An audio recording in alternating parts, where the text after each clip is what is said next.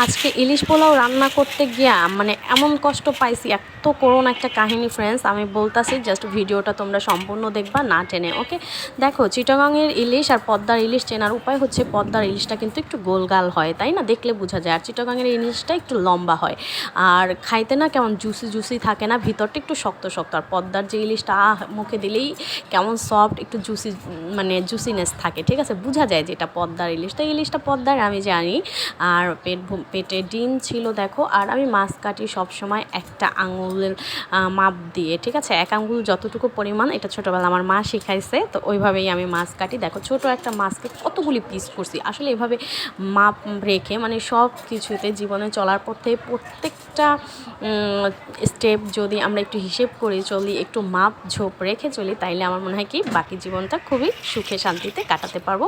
মানে কোনো দিন কষ্ট হবে না, ঠিক আছে? অভাবটা ফিল হবে না। ওকে, তো বাচ্চাদেরও এই শিক্ষাটা দেওয়া উচিত। আজকে দেখো যে আমি মাছটা কাটলাম, তো অলমোস্ট ধুয়ে নিতেছি। আমি সবগুলি দিয়ে আমি ইলিশ পোলাও করবো না। দেখো আমরা 4 জন মানুষ, তাই 4 পিস মাছ দিয়ে ইলিশ পোলাও করব। ওকে, তো টক দই দিয়ে ইলিশ মাছটাকে মাখায় রাখলাম। এখন আমি তেল গরম করে 3টা পেঁয়াজ বাটা দিয়ে দিছি, ঠিক আছে? এখন দেবো টক দই, 1 টুকরো লেবু দিয়ে ভালো করে ফাটায় নিছি। লবণ দেবো 1 চামচ, মরিচের গুঁড়া 1 চামচ, ভুলে এখানে হলুদের গুঁড়া দিয়ে দিছি। এটাই হচ্ছে আমার করুণ কাহিনী, ইলিশ পোলাওয়ের করুণ কাহিনী। এর চেয়ে আর কী হইতে পারে বলো? পোলাওর মধ্যে যদি কেউ হলুদ দেয় তাহলে কি আর এটা পোলাও হয় বলো? আচ্ছা, আর 1 চামচ জিরার গুঁড়া, 1 চামচ ধনিয়া গুঁড়া, আর টক দইয়ে মাখানো ইলিশটা আমি দিয়ে এখন ঢাকনা দিয়ে ঢেকে ভালো করে কষানো হয়ে গেলে আমি একটু কাঁচামরিচ বাটা দিয়ে দেবো। কাঁচামরিচ বাটাটা অবশ্যই দেওয়ার ট্রাই করবা, তাহলে ইলিশ পোলাওয়ের স্বাদটা দ্বিগুণ হয়ে যাবে। আর দেখো, যেহেতু আমি হলুদ দিয়েই দিছি, কি করব বলো? ইলিশ পোলাও তো খাইতে হবে। মাছের যা দাম, রেগুলার তো আর কেনা পসিবল না, তাই না? আর যেহেতু শখ করছি, শখে তোলা 80 টাকা, আজকে হলুদ পোলাওই খাবো ইলিশ পোলাওয়ের পরিবর্তে।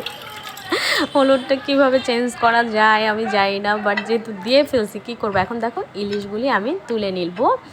আর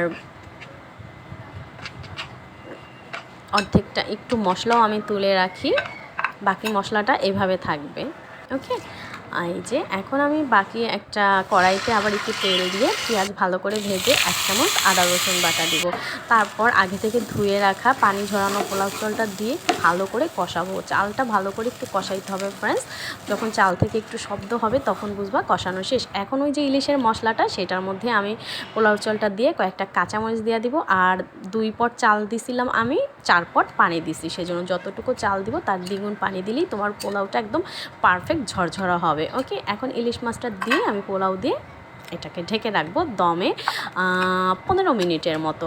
ফ্রেন্ডস, পোলাওয়ে আমি টক দই লেবুর রস দিয়ে একটু ফাটাইয়া দিছি, যার কারণে পোলাওটা একদম ঝরঝরা হবে। তুমি যদি এই ট্রিক্সটা ফলো করো, তোমার পোলাও একদম সবার মতো ঝরঝরা হবে। ওকে, পোলাওয়ে এমনি লেবুর রস দিলে খুবই ঝরঝরা হয়। আর পোলাওটা একদম মানে ঝরঝরা করার আর একটা মানে নরম যাতে না হয়, যতটুকু চাল দিবে তার দ্বিগুণ পানি দিলে এনাফ। দেখো হলুদ পোলাও খাইতেছি আমি, কি মজা!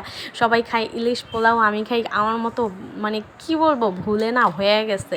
যাই হোক, মাফ করে দিও তোমরা। জাস্ট এই হলুদটা স্কিপ করে বাকি সব মানে ইনগ্রিডিয়েন্টস ফলো করে একবার এভাবে পোলাও। আচ্ছা, আমার পোলাও মানে প্লেটে এতগুলো মাছ ডিস্টার্ব করতেছে, তাই একটু তুলে রাখলাম। যেহেতু আমি এতগুলো মাছ খাবো না, এখন আমি আমার বাচ্চা খাবো, এই জন্য 2 পিস মাছ নিছি। বাচ্চা মাছ একদমই পছন্দ করে না, তার মধ্যে হলুদ পোলাও দেখেই বাচ্চা ভয় পাইছে। তো আমি খায়া নেই, কী করবো? ভালো থেকো, সুস্থ থেকো, চ্যানেলটি সাবস্ক্রাইব করো। আল্লাহ হাফেজ।